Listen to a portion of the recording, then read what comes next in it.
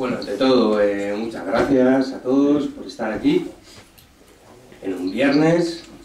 Los viernes ya sé que cuesta, y viernes en plena Feria del Libro, donde, por cierto, todos los que estáis aquí estáis invitados a ir a la caseta número 50,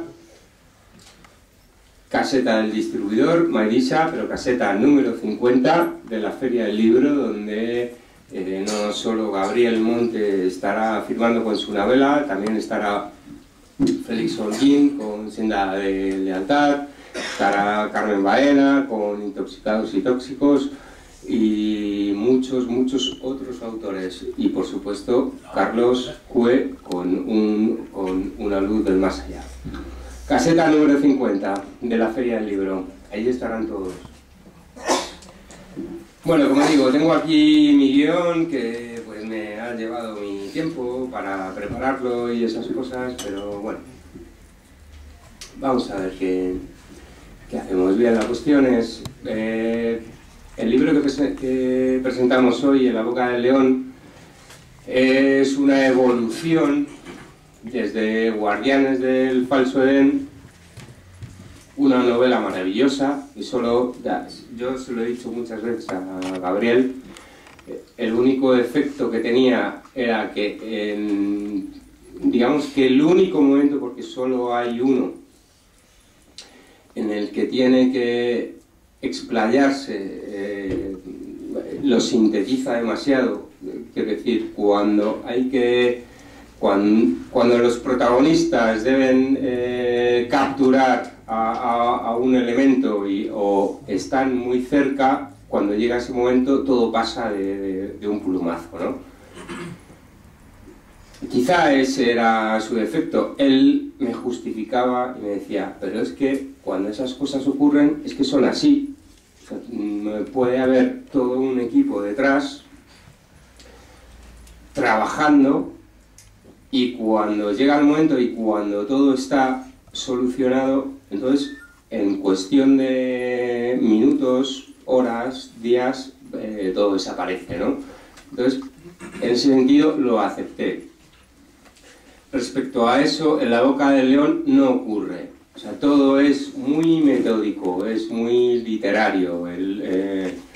El narrador, además, arranca dándonos una lección de historia sobre lo que es un asesino, lo que es el término asesino, lo que es la definición, la evolución del asesino hasta el siglo XXI.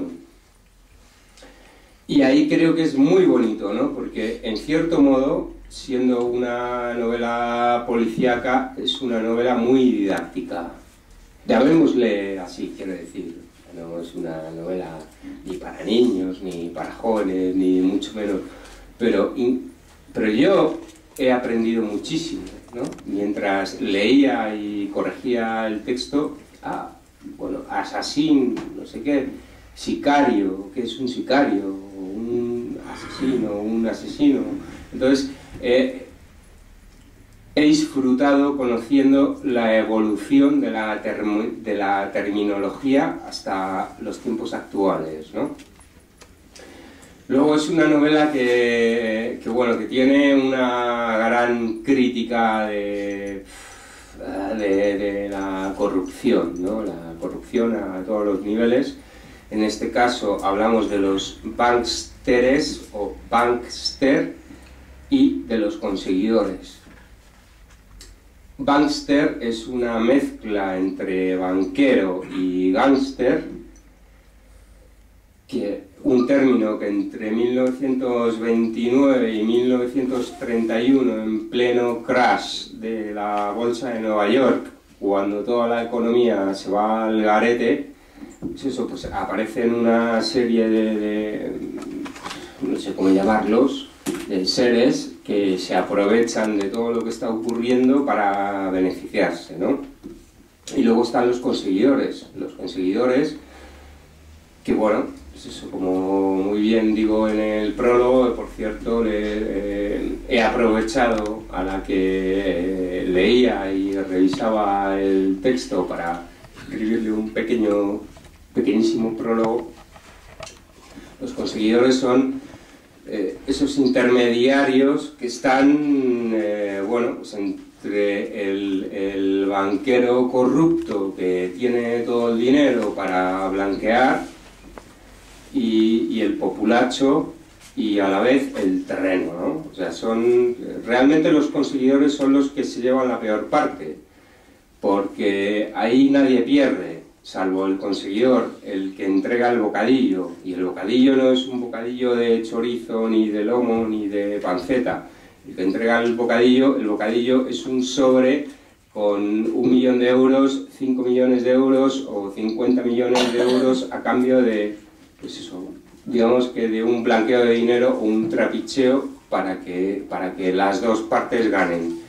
Pero cuando hay un momento en el que alguien tiene que perder, el que pierde es el conseguidor, que no por eso lo, digamos que lo elevo, ¿no?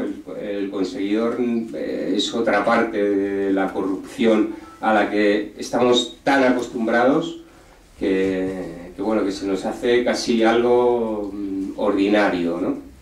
Pues bien, los banksters y los conseguidores son los principales protagonistas de la novela. Están los asesinos, por supuesto, o un asesino a sueldo como es el Beretta, uno de los protagonistas de la novela anterior, donde aquí ya toma una voz muy relevante y bueno, y luego está todo el concepto de novela policíaca y demás, ya le decía. O sea, ahí hay un gran autor de novela policíaca dentro del siglo XX que introduce un personaje que se llama El Chacal, que es un personaje que se camufla, que es un camaleón, que está continuamente cambiando de identidad. Personalidad no, pero identidad sí. Y bueno, pues aquí el Beretta es una especie de Chacal versión española. Y es muy bonito como lo hace Gabriel Monte. Y luego, bueno, pues otra serie de elementos, ritmo. Es una novela que empieza enseñándote y cuando ya comprendes lo que va a pasar, te introduce dentro del libro, te presenta a los personajes y la novela va evolucionando. Entonces, como digo, en ese sentido, creo que ha crecido muchísimo Gabriel. Todavía tiene sus virtudes y sus defectos como todos los autores, ¿no? Pero yo creo que ya, a partir de hoy, hay que empezar a tenerlo en cuenta. Borja, estás por aquí. Hola, Borja. Y bueno, no sé qué más, tenía por aquí citas y cosas, pero yo tampoco quiero extenderme mucho. Y eso, ya, sobre todo, como digo, la corrupción es uno de los grandes temas que trata, la corrupción, que es lo que más en boga está, porque estamos acostumbrados a que haya corrupción a todos los niveles. Félix Alonso Holguín en Senda del Altar hablaba de la corrupción dentro de los servicios de inteligencia, Gabriel habla de la corrupción entre los banqueros y los políticos y los conseguidores, es decir, es como que ya es la orden del día y cuando hay que votar a un político, votas al que crees que te va a robar menos, pero eres consciente de que todos te van a robar, ¿no? Y todo eso está en la novela.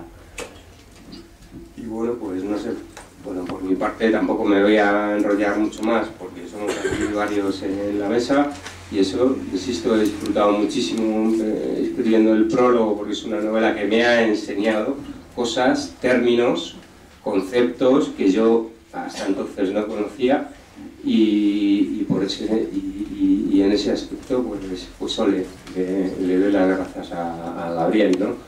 Entonces bueno, pues doy paso a Carlos Cue.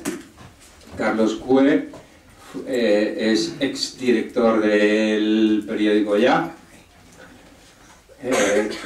también fue director comercial de Xerox, lleva un programa dentro de Intereconomía en Radio Inter, Ecos de Actualidad, un programa de variedades con política, literatura, tiene una sección laboral. Es un programa donde los habituales intervenimos.